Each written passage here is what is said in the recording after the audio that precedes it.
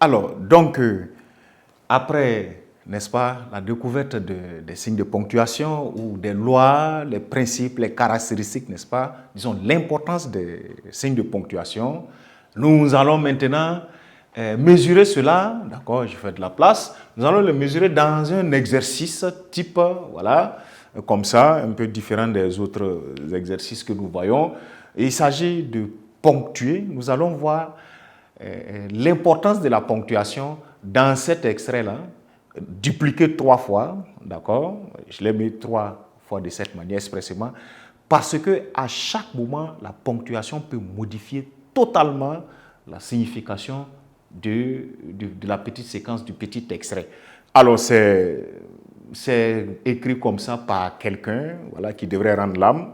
Et il n'a pas eu le temps de mieux terminer son écrit par sa ponctuation. Il n'a pas eu le temps de ponctuer le texte et la mort est arrivée. Voilà, ce qui est dit dedans pourtant va créer beaucoup de convoitises.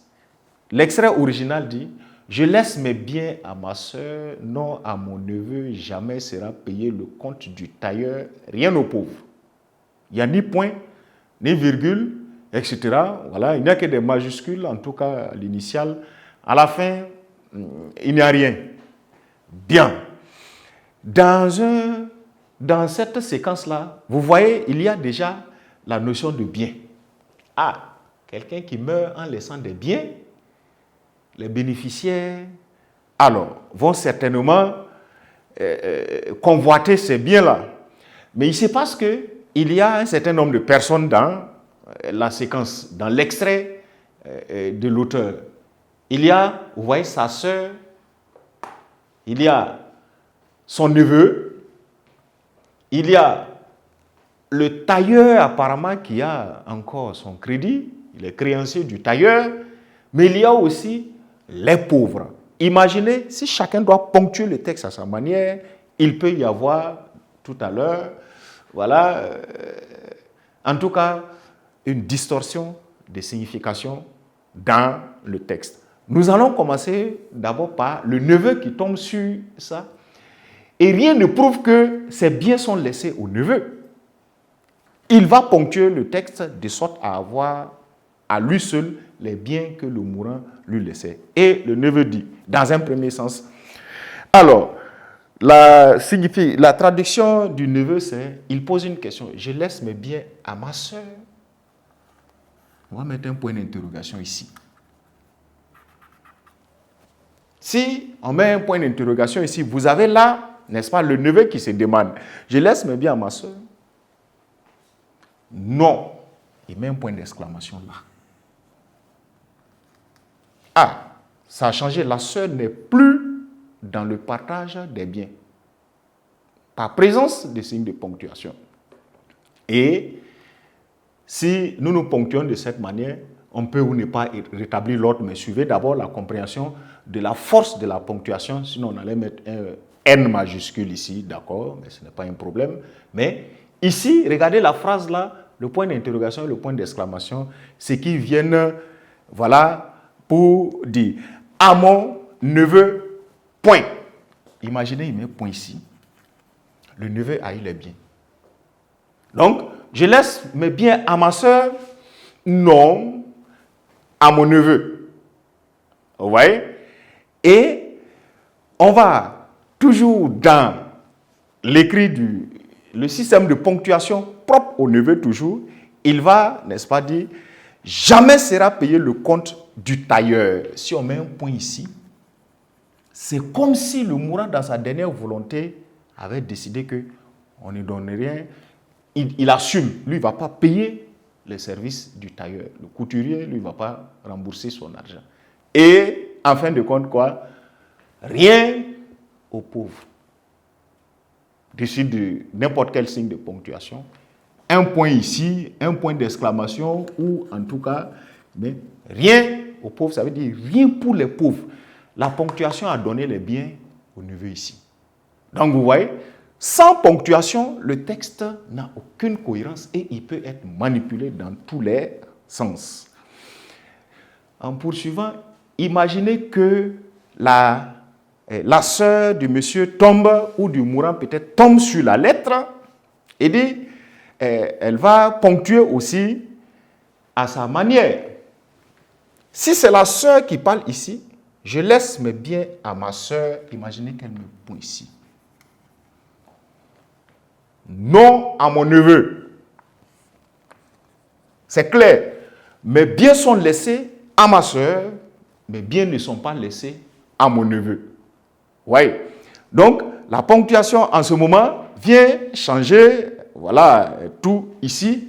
Et elle continue, la sœur ne se fatigue pas, jamais sera payé le compte du tailleur. Point. Rien aux pauvres. Les pauvres n'auront rien. Tous les biens reviennent à la sœur dans cette nouvelle ponctuation de la phrase. À votre avis, il y a encore peut-être le tailleur, il y a d'autres personnes, encore même peut-être les pauvres. Si quelqu'un d'autre tombe sur cette lettre, on va peut-être prendre maintenant. Le tailleur, il est encore ingénieux. Comment est-ce que le tailleur, il peut ponctuer cette phrase pour amener les biens à lui-même? Il va réfléchir. Il va utiliser quel signe de ponctuation il faut. Voilà, appeler pour pouvoir, n'est-ce pas, avoir les biens.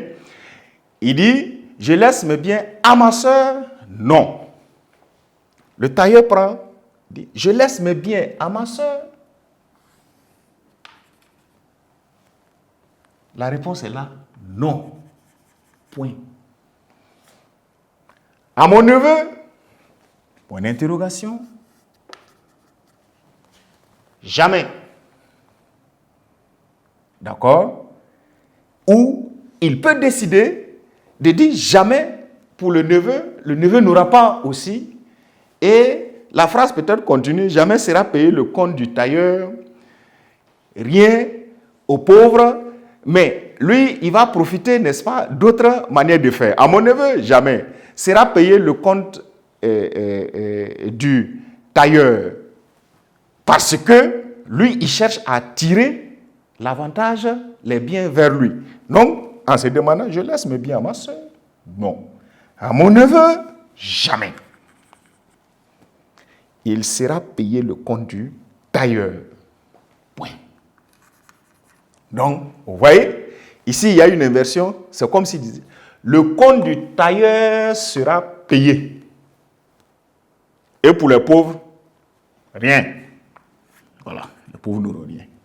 Donc, bien, voilà, si vous voulez, trois situations de ponctuation d'un même texte qui font varier au fur et à mesure la signification, la portée, d'où la nécessité d'utiliser bien les signes de ponctuation, car on ne sait pas, peut-être même quand les pauvres vont tomber sur cela, ils vont essayer de tirer la situation à leur profit aussi, etc.